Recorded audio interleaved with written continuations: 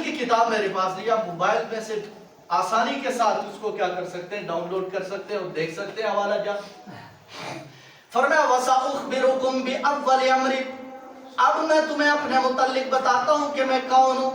انا دعوت ابراہیم، میں ابراہیم علیہ السلام کی دعا جو بوقت تعمیر کعبہ ابراہیم علیہ السلام نے دعا مانگی تھی، ربنا وبعث فیہم رسولا، اے اللہ میں نے تیرے گھر کو تخلیق فرما دیا ہے، لیکن گھر کو تخلیق کرنا خالی مقصود نہیں، اس گھر کو آباد کرنا مقصود ہے۔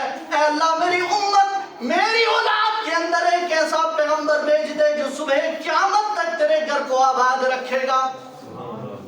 اس لیے جو اس وقت کی بات نہیں، اس وقت تو حضرت ابراہیم علیہ السلام کے ساتھ کعبہ کو تعمیر کرنے والے کون تھے؟ اسماعیل علیہ السلام تھے یا نہیں تھے؟ بات سمجھ آ رہی ہے میری؟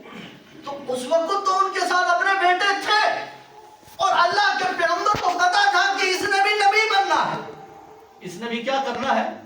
نبی بننا ہے۔ لیکن اللہ کے پیغمبر اللہ کے پیغمبر یعنی حضرت ابراہیم خلیل اللہ رب کی بارگاہ میں دعا کرتے ہیں کہ مولا یہ تو کل تک آباد کرے گا یا پرسوں تک آباد کرے گا، تو ایسا پیغمبر بھیج جو صبح قیامت تک تیرے گھر کو آباد کرے، جو صبح قیامت تک تیرے گھر کو کیا کرے؟ آباد کرے۔ تو اللہ تبارک و تعالی جل وعلا نے انہی کی اولاد میں حضرت نبی کریم صلی اللہ علیہ وسلم کو تخلیق فرمایا، انہی کی اولاد نے پیدا فرمایا کہ حضرت سیدنا نبی کریم صلی اللہ علیہ وسلم کس کی اولاد میں سے ہیں؟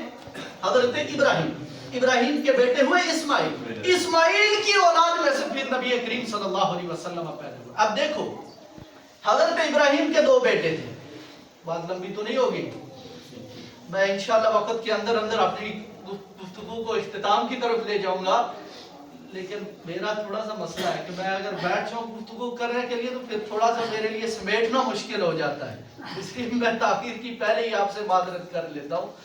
تو اسماعیل علیہ حضرت ابراہیم کے دو بیٹے تھے، ایک اسماعیل اور ایک اسحاق کے بیٹے ہوئے یعقوب کے بیٹے ہوئے یوسف کی پھر آگے کیا ہوئی؟ آپ کے جو 12 بیٹے ہوئے حضرت یوسف علیہ السلام کے ساتھ ملا کر کتنے بیٹے تھے آپ کے؟